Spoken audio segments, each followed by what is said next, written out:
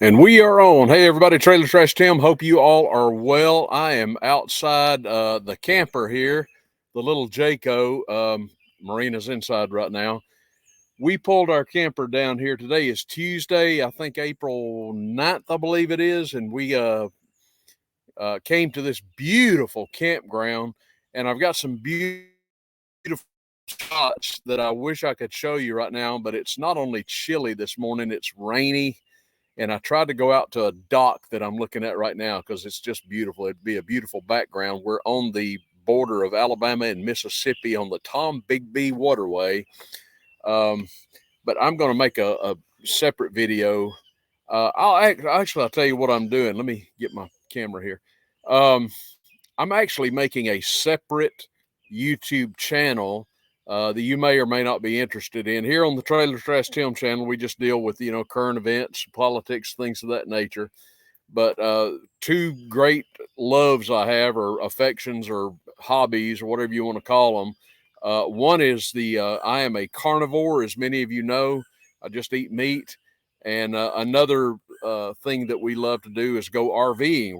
We've got our little camper, and we like to take trips in our camper.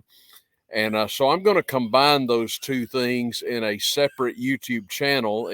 I'm putting it together now. It's going to be about the carnivore lifestyle, carnivore diet, which I am, and RV living, camping. So that's going to be so all the videos that I have that pertain to camping and carnivore are going to be combined in a separate channel. So I won't clutter up the Triple T channel with those things. But I'm going to make another video of this campground, and I'll put it over on that channel, and you can go over there if you're interested. This is just a beautiful place. I just wish it was warmer, and I wish it was not rainy. It's off and on. But anyway, let's forge ahead. I want to start with a really sensitive topic, which is abortion. I have my feelings about it, and I know that you do as well. I am, generally speaking, a pro life individual. I believe that life begins at conception. I do not support the concept of abortion whatsoever. Neither do I support euthanasia. I love life. I'm pro life. We live in such a culture of death in the United States and in the West, and it's just, I'm pro everything. I'm pro people. I want everybody to live their best life. And we need to get away from death, for heaven's sakes. There's so much death and destruction. We need life. We need to stand for life and be pro life as far as I'm concerned. But in the last few days, of course, there's been a lot of controversy over Donald Trump's statement about the issue of abortion. And I don't want to get too deep in the woods. And I'm going to tell you what my interpretation of what Trump said is, because he's been getting slammed by a lot of people who claim to be pro-life individuals. As you know, last year the Supreme Court overturned Roe versus Wade, which a decision I agree with. Simply, even if you're pro-abortion, in my opinion, and I'm just a layman, I'm not a student of the law, but in my opinion, I side with the great Justice Robert Bork, who should have been put on the Supreme Court, but he got pilloried and declined by people like Joe Biden. But Bork simply made the argument that Roe versus Wade was bad law, and that the case never should have been heard. And he was right about that, because it did not deal with the Constitution. And so that, the Supreme Court is supposed to hear constitutional matters, and Roe Wade was not a constitutional matter. Now, in my interpretation of what Donald Trump is saying with regard to abortion, I believe that he is right about this. Now, I don't know where Trump lands on, he claims to be pro-life. I think that he may be one of these individuals who makes exceptions in certain things. I don't make any exceptions. I'm just pro-life, period. But anyway, I believe that Trump's argument is sound, and he is basically saying, as I understand it, that this is an issue which should go back to the states. We have 50 working laboratories in America. And I believe that if I understand him correctly, Donald Trump is basically saying, let the states decide how they're going to land on this issue of abortion. And I agree with Trump about that. I believe that, and I agree with it because I do not believe that the seat of power in the United States should be centralized with the federal government. I believe that the way that the country was founded is in this manner, that there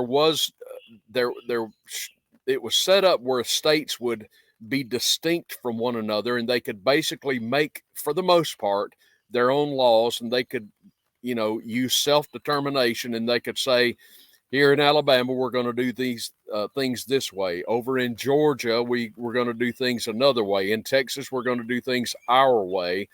And the role of the federal government was extremely limited. And I believe that's how we were set up by design. And I believe that is what Trump is saying. And I agree with Trump on this very much. Now, he was demonized by a lot of people who claim to be pro-life, and specifically Mike Pence, a man who I have no regard for whatsoever, Mike the Pious. And Mike the Pious said that Donald Trump is basically just giving a slap in the face to the pro-life movement. I completely disagree with Mike Pence. And I want to tell you something, Mike Pence. If anybody knows anything about a slap in the face, that would be you. You were utterly worthless to Donald Trump, particularly when you had the opportunity to do the right thing when you stood before Congress, when they were basically voting to seat the next president.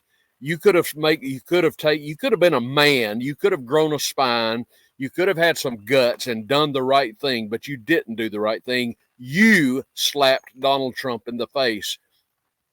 You do not have the moral high ground, Mike Pence, with Donald Trump or anybody else for that matter. You're a phony. You have false piety. I'm not impressed with Mike Pence whatsoever. I believe Trump is right on this issue, and I believe that these matters need to be decided in the states. That's where I stand, and that's the sum of it right there. So when it comes to the abortion issue, I believe that Donald Trump is right about this, and I believe we would be well served to take his advice on this matter. Now, I want to get to the J6 prisoners. It has been noted that this year, with regard to the J6 prisoners, you all know what I'm talking about. These are people who found themselves in Washington to protest, which is absolutely, you're right, as an American to do. And they were in Washington on January the 6th. And there have been in 2024 122 new arrests of people who found themselves in Washington on January the 6th. 122 people. The point is, the federal government is not stopping. They're not putting the brakes on this. They are looking in every nook and cranny for anybody they can find who had the audacity to go to Washington on January the 6th, and they are arresting them. They are raiding their homes. They are arresting journalists who were just there to cover the event. You tell me again who's acting like Hitler. You tell me again who's acting like an authoritarian. People like Joe Scarborough are saying that if Donald Trump gets back in office, and Bill Maher and Robert De Niro, well, if Donald Trump gets back in office, he's going to be a dictator. He's going to be an authoritarian. He's never going to leave. He's going to make life miserable for all of us. You tell me who the authoritarian is. You tell me who is arresting his political opponents. You tell me who is arresting journalists. You tell me who is the man who is arresting just everyday, ordinary American citizens who just happened to be in Washington on January the 6th. 122 more in 2024, and they're not stopping, folks. They keep looking. This weaponized FBI that should not even exist. They keep looking for bodies. They keep looking for anybody that was in Washington on January the 6th. They're not stopping. They're not going to stop. They are making a statement that if you stand with Donald Trump, we're coming for you. It's as simple as that. So keep your eye on this, because This is unbelievable what's happening. We have a Soviet-style Politburo in charge of America right now. We have a KGB that goes by the initials FBI. They're hunting down any freedom-loving American and putting them behind bars. That's what's happening in your America right now. It's like the Soviet Union under Leonid Brezhnev, under Stalin. It's incredible what has happened to our country. It's almost unbelievable. There are a lot of good Americans who have fought and died for liberty and freedom. They would be appalled at what has happened to our nation right now. Let me move on from that to Tim Brando. Tim Brando is a sportscaster, been around for a long time. He mostly calls collegiate level sports, but Brando made a post that was in response on Twitter to a post made by Riley Gaines. You may know Riley Gaines. Riley Gaines is a woman. She is a female. She is a non-male. She's got women junk as opposed to men junk, if you know what I mean. Riley Gaines is the one who has called out the absurdity of biological males competing in women's sporting events. Now, what's happened in yesterday? Today is Tuesday. What happened yesterday is the NAIA, which is a governing body for collegiate sports. Riley Gaines posted this on Twitter. The NAIA becomes the first national college governing body to mandate athletes compete with their sex in a 25-0 vote. They said this, and I quote, "We believed our first responsibility was to create fairness and competition in the NAIA. We also think it aligns with the reasons Title IX was created." They are exactly right. I applaud this unanimous 25-0 vote. In other words, they're saying men are men, women are women. Men are going to compete in sports together according to their sex. Women are going to do the same thing. Men are not going to compete in women's sports. Women are not going to compete in men's sports. That is the way it should be.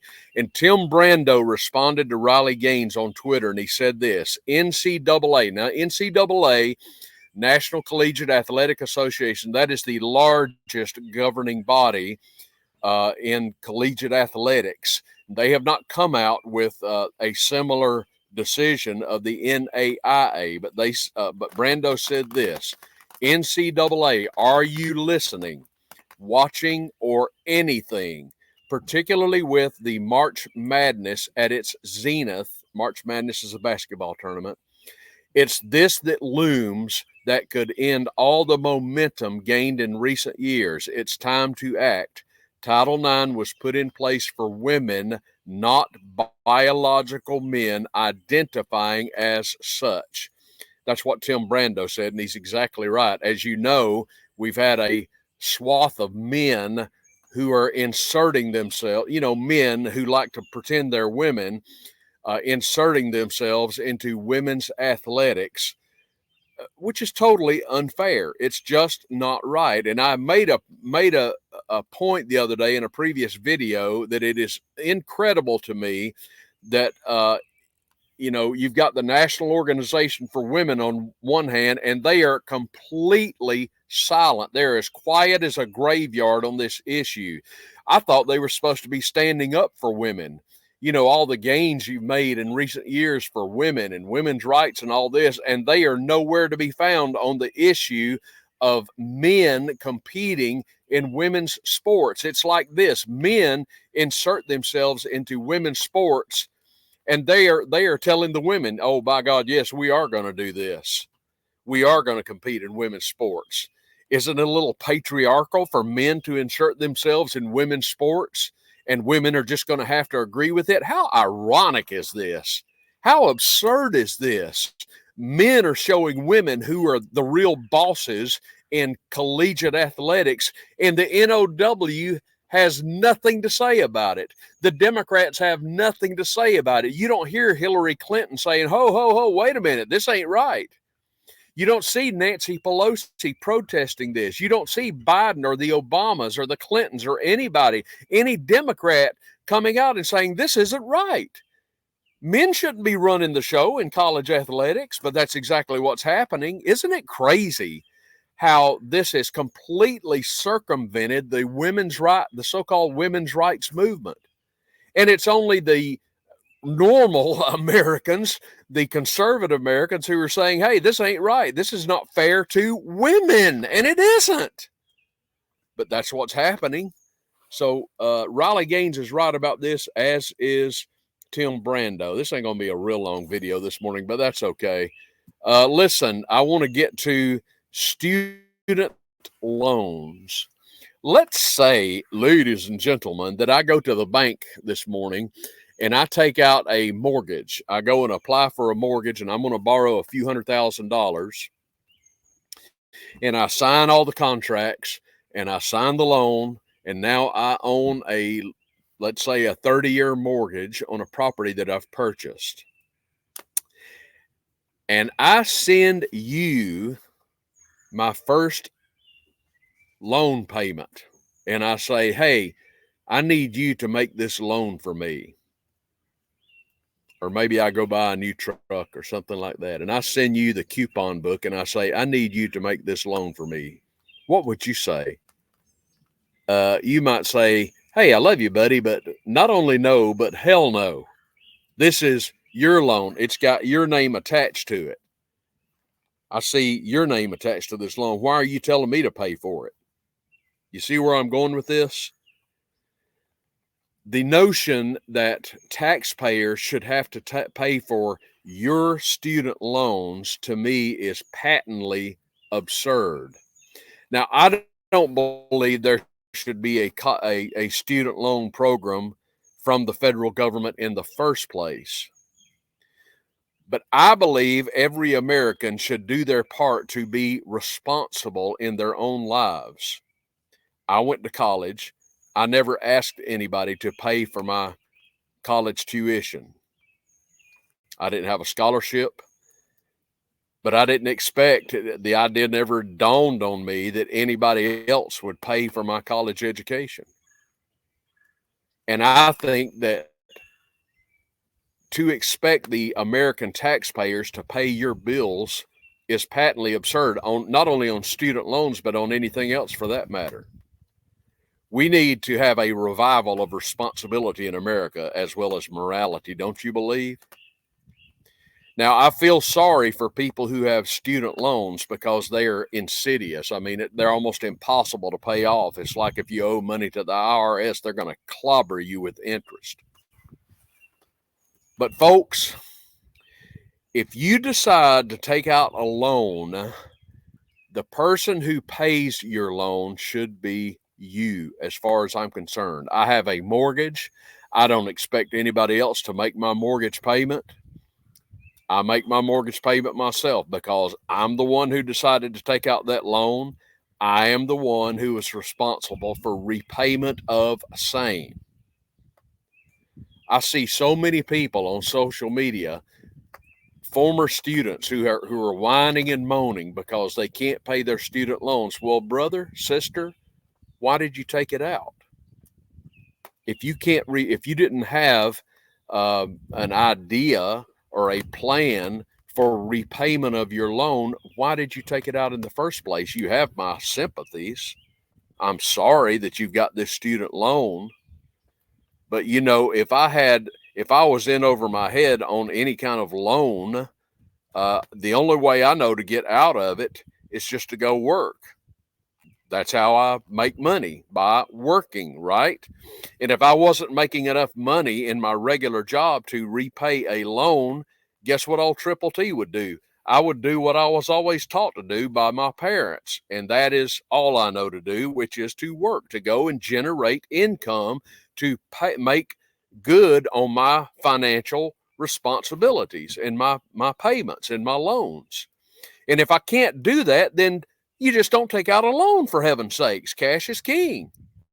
How do you get money? You work for it. It's as simple as that. And if I needed to generate additional income to meet my obligations, Well, I would do what a lot of Americans are having to do right now, which is to go and get a second job.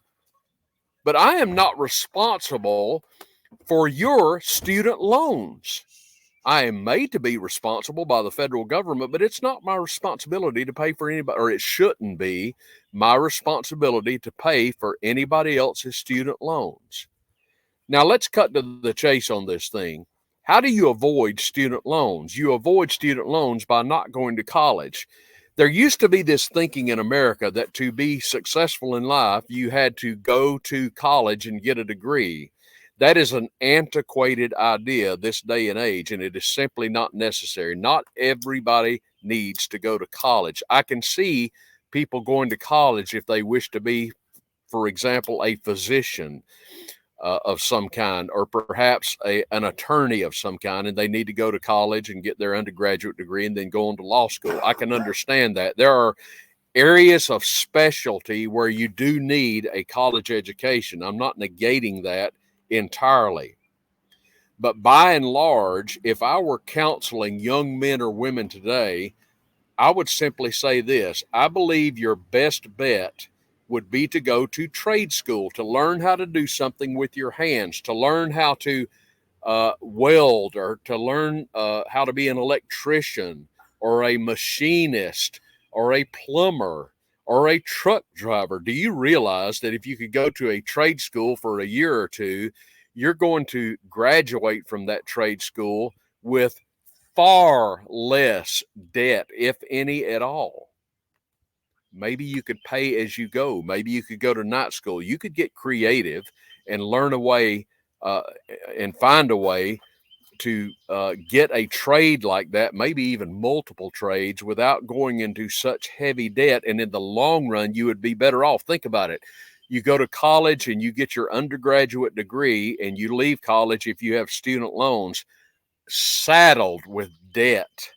And the income you would gain by using that degree to get a decent job is negated by the payments you have to make on this high interest student loan.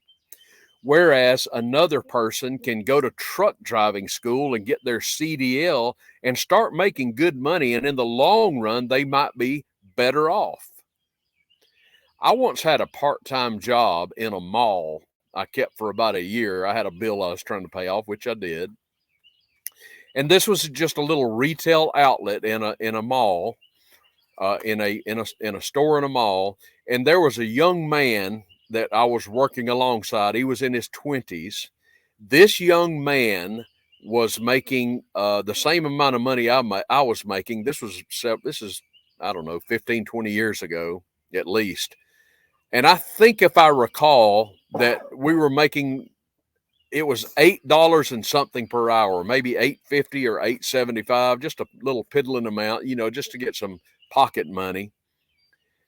And I was just doing it as a side just to make some extra cash, right? Working about 20 hours a week. This young man was a graduate of Auburn University, and not only a graduate, but he had a master's degree from Auburn University. He had student loans, and he was working at this retail outlet in a mall making $8.50 an hour with a master's degree. Do you think he would have been better served if he had acquired a skill as a general laborer, such as becoming maybe a plumber, an apprentice of some kind, or a machinist? I'll tell you what, he'd be making more than $8.50 an hour even 20 years ago. He could be driving a truck and making more money, and he wouldn't have all these monumental, massive student loans he had to pay back. Look, you are responsible for your life. I am responsible for my life. And I'm responsible for my financial obligations. And if I don't have enough money to meet my financial obligations, that's, to me, I'm old school, folks. I'm from the old country, so to speak. And if I've got loans I need to repay and I'm not making enough money from my one job, Triple T would do what he's always done several times in my life. I'd simply go get another job. I don't like having to do that, but that's what I would do if I had to do it, because I believe myself to be a fairly responsible adult. And I think that's an idea that needs to catch fire. How about you? Hey, listen, give me a comment down below if you would. I'd love to hear your thoughts about what we talked about today. What do you think about Mike Pence and what he says about his little Trump giving us all a slap in the face? Yeah, you need to look in the mirror, Mike the Pious. Go play golf with Mitt Romney. Give me a thumbs up on this video. Like it if you would, and I would appreciate that. Subscribe to the old Triple T channel if you would. That would be fantastic. Everybody go out there and have a great day. This is Trailer Trash Tim, and I will see you soon.